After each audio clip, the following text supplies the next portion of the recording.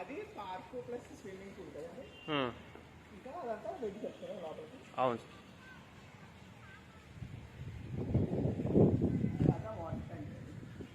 ప్రతి morning evening మీకు 1-2 hours టైంలో మీకు వాటర్ ప్రొవైడింగ్ ఉంటుంది ప్రతి ఫ్లాట్కి ప్రతి హౌస్కి.